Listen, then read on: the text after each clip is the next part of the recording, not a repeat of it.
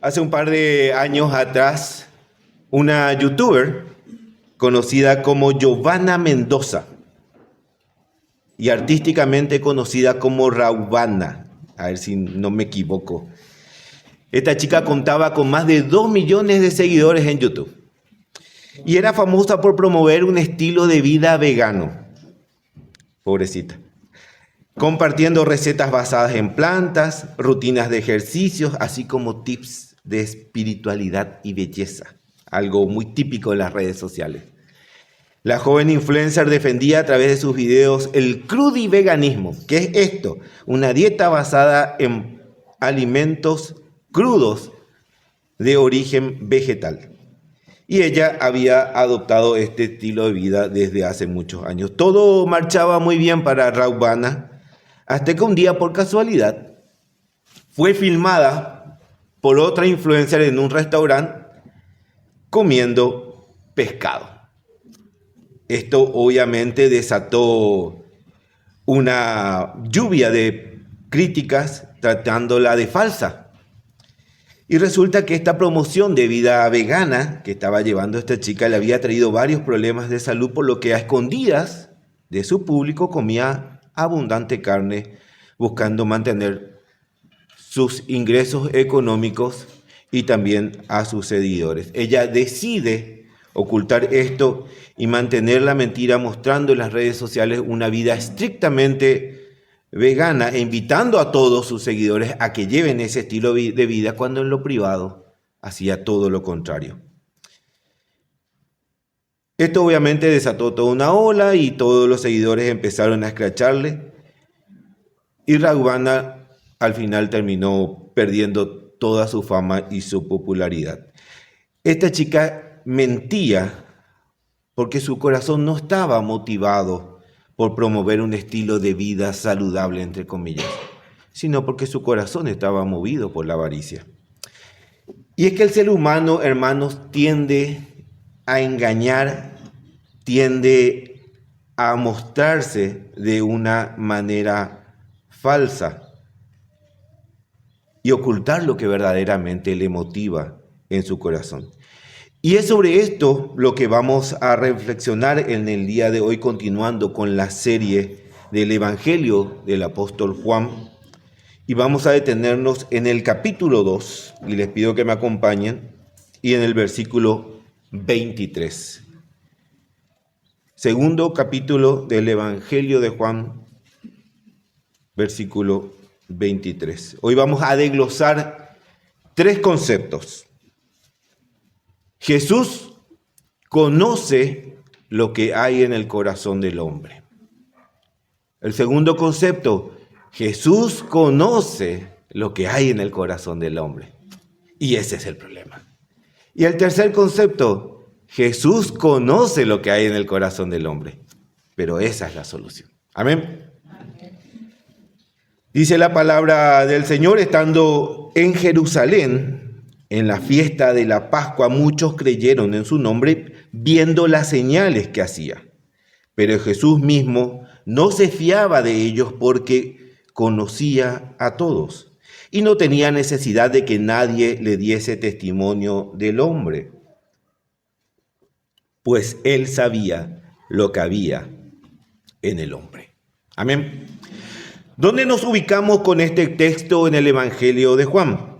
¿A qué señales hace referencia? Bueno, si vamos unos versículos un poquito más arriba de este mismo capítulo, vemos que Jesús acaba de echar a los mercaderes y a los cambistas del templo, quienes habían convertido el templo en un mercado. El lugar destinado a la adoración a Dios se había hecho una mega corporación pseudo mafiosa, donde todo era un gran negocio. El centro de la función del templo había sido distorsionada. Cristo en ese lugar se presenta como el templo de Dios. Cuando culmina de echar con un azote a todos los mercaderes, le preguntan los judíos: ¿qué señal es esta que haces? Y él respondió: destruid este templo y en 3 días lo levantaré. Dijeron entonces luego los judíos, en 46 años fue edificado este templo y tú en 3 días lo levantarás. Mas él hablaba del templo de su cuerpo. Esta es una de las señales que están inmediatamente cercanas a este versículo. Esta es catalogada, hermanos, como una de las 7 señales que Jesús resalta a lo largo de todo su evangelio. Y si nos vamos unos versículos un poquito más arriba, en este mismo capítulo, en el versículo 1 del capítulo 2, encontramos a Jesús en las bodas de Caná, convirtiendo el agua en vino. La primera señal que hizo nuestro Señor Jesucristo. Y vimos cómo esta es una representación de cómo Jesús puede cambiar la esencia de algo para transformarla en algo totalmente nuevo. Y es así como el Señor también puede cambiar nuestra esencia. Ahora, recordemos que estas tinajas eran utilizadas para la purificación de los judíos. Y Juan, a lo largo de su evangelio, va demostrando cómo Jesús es la verdadera purificación, desechando todos esos ritos externos, todos esos ritos superficiales que solo llevaban a la hipocresía del pueblo judío. Estas son las 2 primeras señales que relata el Evangelio de Juan. Y es por estas señales que dicen los textos que acabamos de leer, que ellos creyeron en su nombre. Ahora, Jesús venía haciendo estas señales y quizás entre la conversión del agua en vino y la purificación del templo, quizás hizo más señales que no están mencionadas en este evangelio, ¿verdad? Recordemos que Juan cierra su evangelio destacando que Jesús hizo muchas otras señales que no están escritas en este libro. Juan selecciona solo algunas, las más puntuales, ¿para qué? Para que ayuden a dar carácter a su evangelio. Recuerden que la misión del evangelio de Juan es revelar la divinidad de Cristo. Es mostrar la divinidad de Cristo. ¿Para qué? Para que creamos en Él. Así que su evangelio solo relata estas 7 señales y que coinciden con el propósito de revelar la divinidad de Cristo. Lo que sí podemos afirmar, hermanos, es que la gente vio las señales y creyeron en su nombre. Bien ahí, se supone que debían creer en Jesús. Pero a continuación, si seguimos leyendo, vemos que Juan le da un carácter negativo a esto. En lugar de resaltar que creyeron en su nombre viendo las señales como algo positivo, dice que Jesús mismo no se fiaba de ellos porque conocía a todos y no tenía necesidad de que nadie le diese testimonio del hombre, pues él sabía lo que había en el hombre. Cuando Juan escribe esto, no está queriendo decir que Jesús conocía a todos como quien conoce a una gran cantidad de amigos, familiares, vecinos. Suele ocurrir a veces en los pueblos pequeños del interior sobre todo, y en esta gente que vivió toda su vida en la misma casa, que conoce a toda la gente en el pueblo, ¿verdad? Conoce a los vecinos, vio a los chicos nacer, crecer, hacerse adultos, vio vecinos ir y venir, y cualquiera que quiera saber algo del barrio se va junto a esa persona y conoce toda su historia. Bueno, Juan no está dando ese carácter, ese sentido a esto. Con muchos, Jesús quizás ni siquiera había cruzado una sola palabra. Recuerden que estamos en las fiestas de las Pascuas, cuando Jesús termina de purificar el templo, y el historiador Flavio Josefo destaca que en ese tiempo había más de 1 millón de personas en Jerusalén. Es mucha gente. Pero Jesús conocía a cada uno de ellos y no necesitaba que nadie le diese testimonio del hombre. Cuando Juan nos dice que conocía a todos, está revelando la omnisciencia de Jesús. La omnisciencia de Jesús. ¿Y qué es la omnisciencia? es un atributo exclusivo de Dios. Dios es el único que puede saber y conocer todas las cosas en todo lugar y en todo tiempo. Omni, que significa todo, y ciencia, que significa ciencia o conocimiento. En conjunto, omnisciencia significa conocimiento de todo lo existente e imaginable. Es un atributo exclusivo de Dios, hermanos. Ninguna criatura puede tener este don, ni siquiera los ángeles. Ni siquiera los ángeles. Y Juan nos revela que Jesús, siendo Dios y teniendo sus atributos, podía conocer lo que nadie podía conocer. Él podía conocer lo que había en el corazón del hombre. Sus motivaciones, sus pensamientos, intenciones, donde las apariencias externas, hermano, no sirven. Y donde lo que realmente queda expuesto, lo que tenemos dentro. Ahí entraba Jesús. Ahí estaba Jesús. Por eso cierra el versículo 25 de este pasaje que estuvimos leyendo, resaltando que Él sabía lo que había en el hombre. Y este es el núcleo de la exposición de hoy. Jesús sabe lo que hay en el hombre. Y para profundizar en esto, tenemos que desglosar primero la primera parte de este texto base. Estando en Jerusalén, en la fiesta de la Pascua, muchos creyeron en su nombre, viendo las señales que hacía. Pero Jesús mismo no se fiaba de ellos, porque conocía a todos. La Nueva Versión Internacional traduce: en cambio Jesús no les creía, porque conocía a todos. Ellos creyeron en su nombre por las señales, pero Jesús no se fiaba de ellos.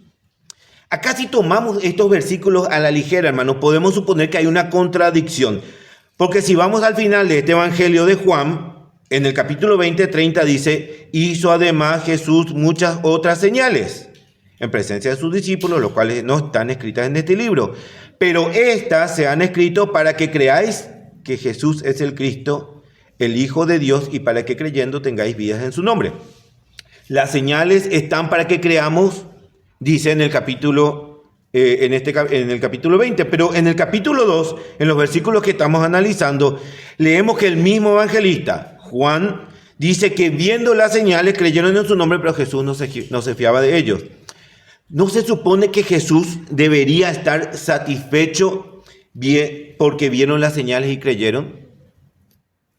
¿Es que acaso esa no era la misión de las señales? Y la explicación se encuentra justamente en este mismo versículo. Ellos creyeron en su nombre viendo las señales que hacía. Ellos creen porque ven las señales. Entonces la pregunta que tenemos que hacernos es: ¿qué pasaría si esas señales no se hubieran hecho? ¿Creerían de igual manera? Entendamos primero cuál es la misión de las señales. Cuando Dios levantaba a un profeta, a un hombre de Dios, para que entregue un mensaje, era respaldado con hechos sobrenaturales, con señales, con prodigios, con milagros, que confirmaban que lo que esta persona decía era de parte de Dios. La señal confirmaba que el profeta era enviado de Dios. Moisés muestra la mano de Dios ante Faraón y ante el pueblo de Israel, convirtiendo la vara en serpiente, partiendo el mar rojo en dos, mandando las 7 plagas de Egipto. Elías muestra la mano de Dios, evitando que llueva durante 3 años, haciendo caer fuego del cielo frente a los sacerdotes de Baal, multiplicando el aceite de la viuda de Sarepta. Eliseo muestra la mano de Dios, sanando a Naamán de la lepra, y así centenares de ejemplos. Si un profeta decía: yo vengo de Dios, y el poder de Dios se manifestaba por su mano, esto confirmaba su mensaje y la autoridad que Dios le entregaba. Pero hay que entender esto. Acá era importante el mensaje y la señal confirmaba al mensajero.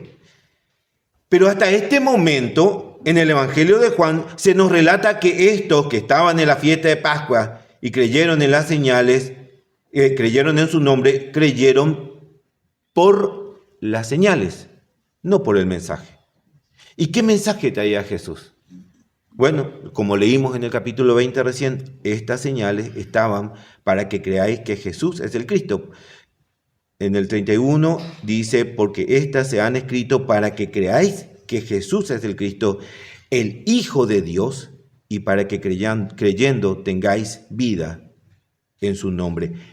Este era el mensaje que venía revelando Jesús.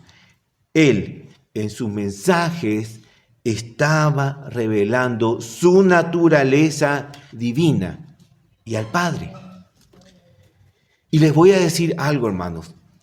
Las señales en sí mismas no provocan arrepentimiento. Las señales no provocan arrepentimiento.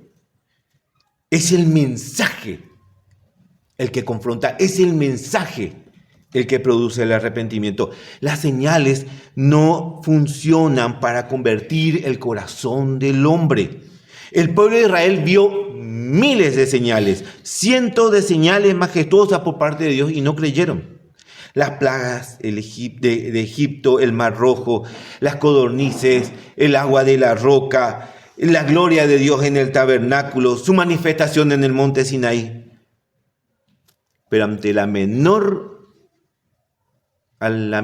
duda, ante el menor problema, ¿qué decían? Volvamos a Egipto, porque Dios nos trajo acá para matarnos, nos abandonó acá en el desierto. Nunca se convirtieron y murieron en el desierto, 40 años errantes a consecuencia de su incredulidad. No hubo conversión. Es más, el mismo Señor Jesús resaltó en su parábola del rico y Lázaro que las señales y los prodigios sobrenaturales no convierten el corazón del hombre, sino que es el mensaje y la palabra de Dios. Vean en Lucas capítulo 16, versículo 27. Lucas 16, 27.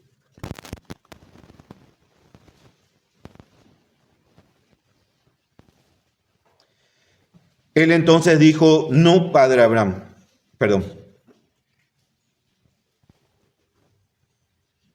Entonces le dijo, te ruego, padre, que le envíes a la casa de mi padre, porque tengo 5 hermanos, para que les testifiques, a fin de que no vengan a este lugar de tormento. Y Abraham le dijo, a Moisés y a los profetas tienen, óiganlos. Él entonces dijo, no, padre Abraham, pero si alguno fuere de ellos, de entre los muertos, se arrepentirán. A Moisés y a los profetas tienen, óiganlo, ahí está el mensaje, ahí está en la palabra, está el mensaje.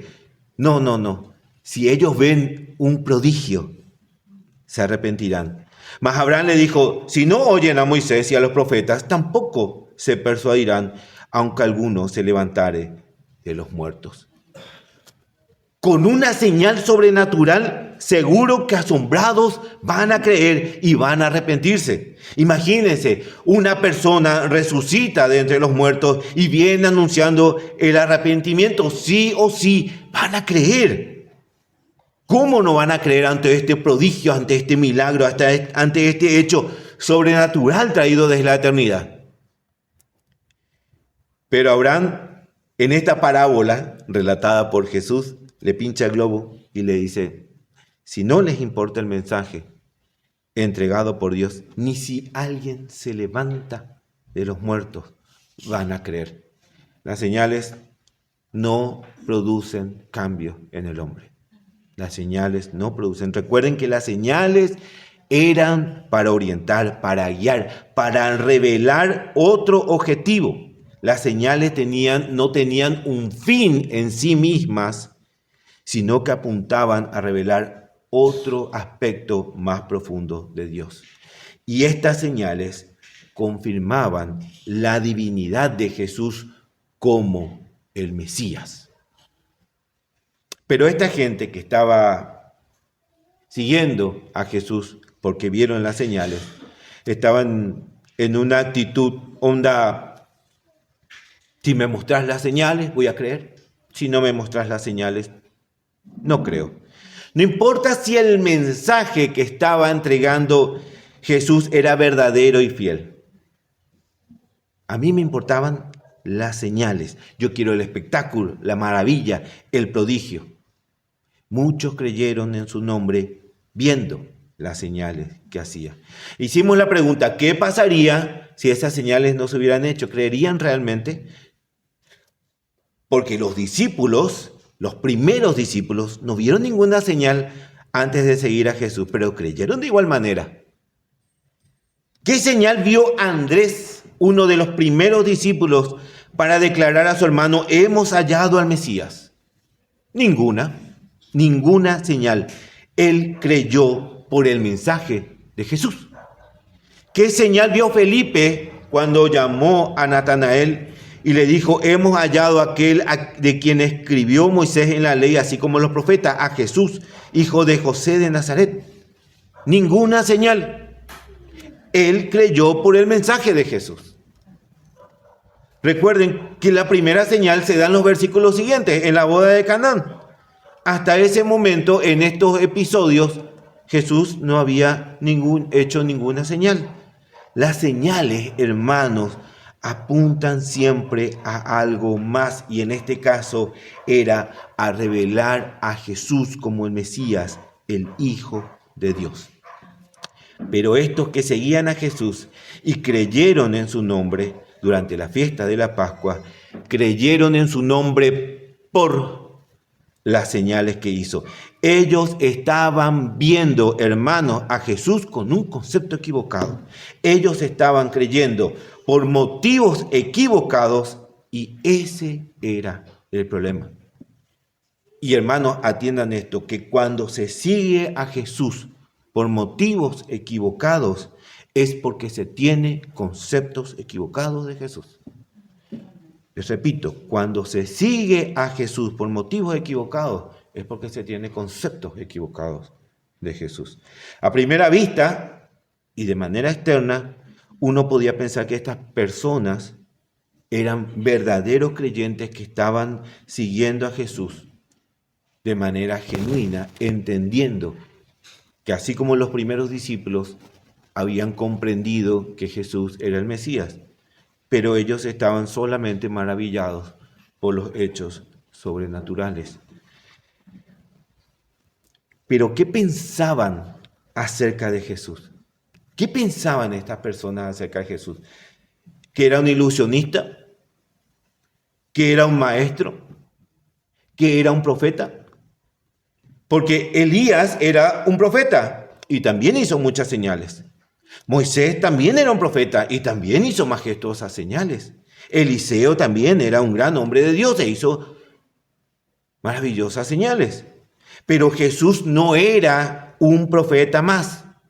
Jesús era el Mesías. Jesús era el Hijo de Dios. Jesús era el Verbo hecho carne. Y si ellos no creían en eso, estaban creyendo en algo incorrecto de Jesús. Fíjense en este detalle. Con este fragmento que estamos analizando hoy, se cierra el capítulo 2, ¿verdad? Perdón. Se cierra el capítulo 2. Y en el capítulo siguiente, en el capítulo 3, nos encontramos con la reunión entre Jesús y Nicodemo, donde justamente el problema de Nicodemo es el concepto que este fariseo tiene de Jesús. Fíjense, estos versículos son como una bisagra entre los dos capítulos. Nicodemo también vio las señales y también dice que viene de Dios, porque nadie puede hacer estas señales que tú haces, le dijo Nicodemo, si Dios no está con él. Pero como maestro, no como el Hijo de Dios. no como el Hijo de Dios.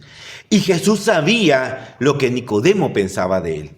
Y Jesús sabía lo que estas personas que vieron estas señales y creían en su nombre pensaban de él. Es por esto que el núcleo de esta exposición es este versículo donde dice que Jesús sabía lo que había en el corazón de estos hombres.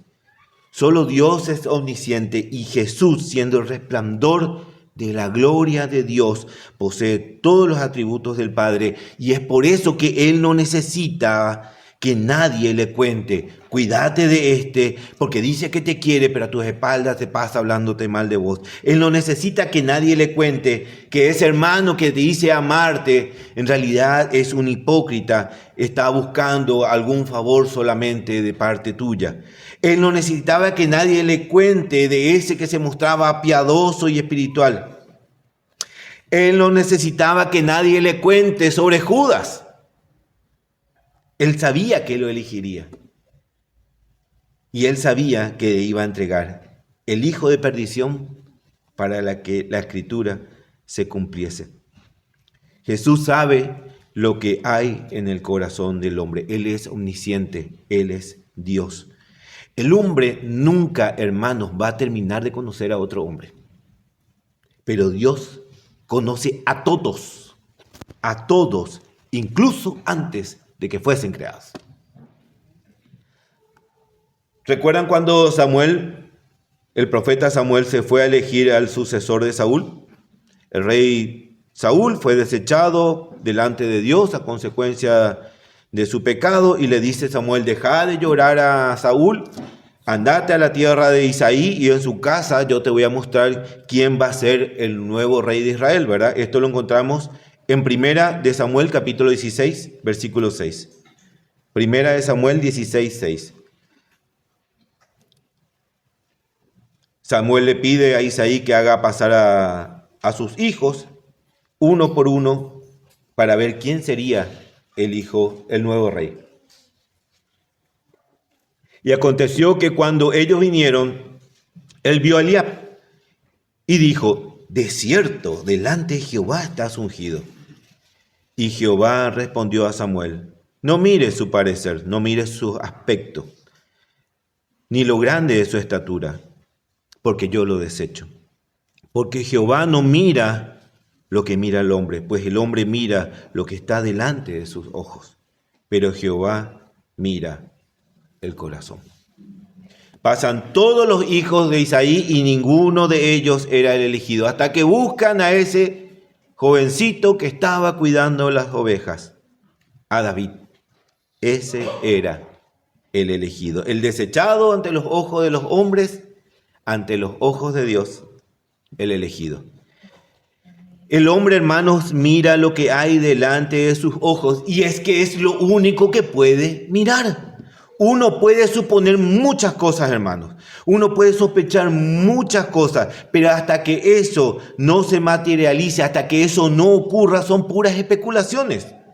¿Cuántas veces, hermanos, nos hemos equivocado con las personas a favor y en contra?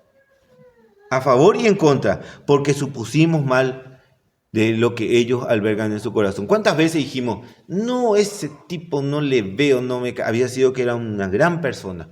¿Y cuántas veces pusimos toda nuestra confianza en una persona y nos terminó defraudando? ¿Verdad? Pero Jehová mira el corazón. Él puede ver los pensamientos. Esos pensamientos que ni aún se han materializado. Allí donde nadie sabe, solo esa persona y Dios. Jesús conoce lo que hay en el hombre. Y ese es el problema. ¿Y saben por qué es un problema? Es un problema para el hombre. Porque ninguna máscara, ningún personaje que podamos asumir puede engañarlo. No hay caso. Ante Él quedamos, hermanos, sin excusa. Ante Él quedamos sin argumentos. ¿Saben? El ser humano es un especialista en mostrar una apariencia de lo que no es. Y podemos engañar a todos o podemos engañar a algunos por mucho tiempo mostrándonos de manera falsa, de manera hipócrita, hermanos.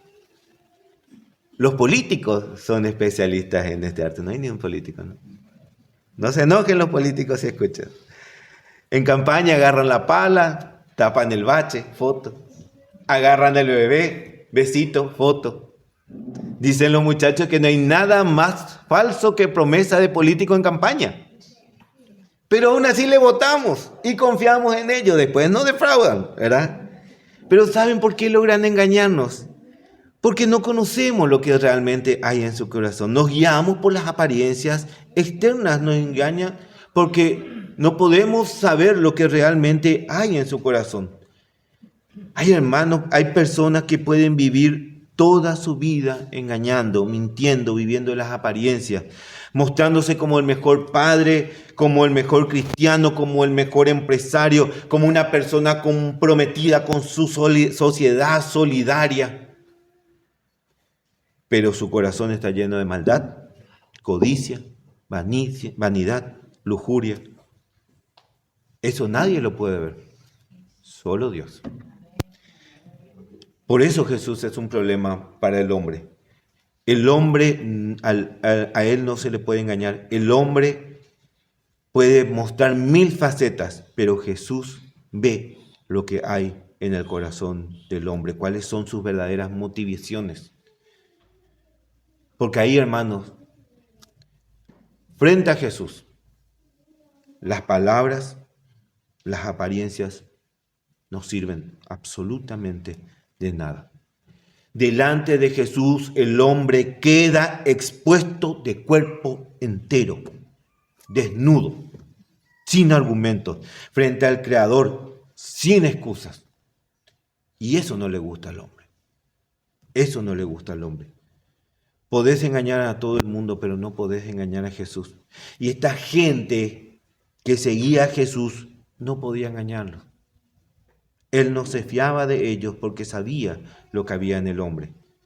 Sin que nadie venga y le cuente absolutamente nada, el Creador conoce a sus criaturas. Muchos de ellos quizás lo seguían por el espectáculo, por los prodigios. Les gustaba ver los hechos sobrenaturales. Querían ver el show quizás, como un ilusionista. Otros quizás disfrutaban de las enseñanzas, considerándolo como un gran maestro. Habla lindo, demasiado da gusto escucharle. ¿Cuántas veces escuchamos que gente te dice, demasiado da gusto escucharle? Te motiva su mensaje. Quizás algunos pensaban que era como Juan el Bautista, un profeta. Otros quizás estaban ahí solamente para calmar su conciencia y mostrarse espirituales ante los demás. Yo hago mi parte. Yo estoy buscando al Señor. Motivaciones equivocadas, distorsionadas. Motivaciones mezquinas y carnales. Pero Jesús sabe lo que hay en el corazón del hombre. Ahora, hermanos, esto es un problema para el hombre. Jesús conoce lo que hay en el hombre, pero esa también es la solución. ¿Saben por qué? Porque Jesús, conociendo que el corazón del hombre es perverso, que el corazón del hombre es malvado, lleno de pecado, lleno de malas intenciones, sabe que le será imposible agradar a Dios y dispuso que Él regeneraría el corazón de sus escogidos por obra del Espíritu Santo. Y ahí iban a poder buscar su gracia. El problema es que Jesús nos conoce, pero esa es también nuestra solución.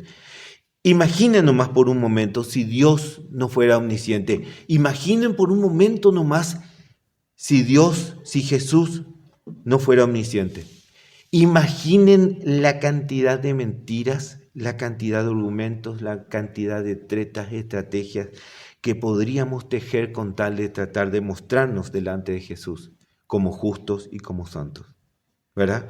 Jamás confesaríamos nuestros oscuros secretos, jamás confesaríamos nuestros íntimos pecados, jamás nos avergonzaríamos de nosotros mismos, jamás. Pero Él todo lo ve, Él todo lo sabe. Él sabe lo que hay en el corazón del hombre. que está cargado de malas intenciones y que aún intentando hacer lo bueno, pues hace lo malo. Porque del corazón salen los malos pensamientos, los homicidios, los adulterios, las fornicaciones, los hurtos, los falsos testimonios, la blasfemia, dice Mateo 15:19. Pero Él viendo nuestra debilidad, Él viendo nuestras flaquezas, hermanos, nuestra derrota ante el pecado, en la eternidad determina que Él va a venir a cambiar esto. Él ve lo que hay en el hombre y aún así, en su misericordia, pese a lo que hay en el hombre, lo llama, lo elige, lo perdona, lo salva y lo santifica. ¿Sabe, hermanos, qué es lo que le tiene que motivar seguir a Cristo? Su mensaje. Porque Él anunció que en la eternidad, en el pacto eterno, decretó que vendría a este mundo a pagar por el pecado de todos nosotros. Que vendría y que se llevarían la carga de nuestros pecados, hermanos. Que llevaría esa carga sobre sus hombros por nosotros. Que estábamos condenados para que pasemos de muerte a vida, siendo adoptados como hijos suyos y coherederos de la gloria. Eso nos tiene que llevar a seguir a Cristo, entendiendo que jamás por nada de lo que hagamos vamos a poder hallar otro método para salvarnos. Él es el único camino al Padre. Y yo creo en Él, no solo por las señales que confirman que Él vino de parte de Dios. Yo creo en Él porque se levantó de esa tumba, porque dio testimonio de que venció a la muerte y que hoy está sentado a la derecha del Padre. Y su mensaje dice que en Él hay salvación para los perdidos, hermanos. Ahora, sería necesario, hermanos, que ante la luz de este mensaje nos preguntemos, ¿qué me motiva a seguir a Cristo? ¿Qué me motiva a seguir a Cristo? ¿Son acaso las señales? Viniste esta mañana buscando a alguien que te pueda solucionar tus problemas económicos. Viniste esta mañana para que alguien te solucione tus problemas matrimoniales. ¿Viniste esta mañana para que alguien solucione tus problemas de salud? ¿Venís por el mensaje de Jesús o venís por las señales? Hermanos, de nada sirve que pasemos años siguiendo a Jesús solo por las señales, solo por los beneficios. No tenemos que amar a Jesús por lo que nos da, sino por lo que hizo. Por lo que hizo. ¿Y qué hizo? ¿Saben qué hizo? Nos conoció. Conoció lo que había en nosotros, conoció lo que había en el hombre. Sabía que éramos lo peor de lo peor, pero aún así nos eligió y vino a este mundo para pagar por nuestros pecados. Romanos 8:29 dice, Romanos 8:29, porque a los que antes conoció, también los predestinó. ¿Para qué? Para que fuesen hechos conforme a la imagen de su Hijo, para que Él sea el primogénito de entre muchos. Y a los que predestinó, a estos también llamó. Y a los que llamó, a estos también justificó. Y a los que justificó, a estos también glorificó. Este es el mensaje que nos tiene que atraer a Jesús. Esto es lo que nos tiene que llevar a seguir a Cristo, no las señales, no los beneficios. ¿Qué beneficios van a venir? Van a venir, porque el Señor en su misericordia nos sostiene, en su soberana voluntad, en su soberana voluntad. Pero nosotros no podemos seguir a Cristo por los beneficios, no podemos seguir a Cristo por las señales, tenemos que seguir a Cristo por su mensaje, y su mensaje es ese: Él vino a este mundo a pagar por nuestros pecados. Eso es lo que nos tiene que motivar, y que el Señor nos ayude a tener siempre, siempre en alto ese concepto. Él nos conoció, hermanos, y aún así nos eligió. Él conoció lo que había en vos y aún así te eligió. Aún así te hizo hijo, te hizo hija. No es poca cosa, hermanos. Que el Señor nos dé la fortaleza, la sabiduría de siempre tener esto en nuestros corazones. Amén. Amén.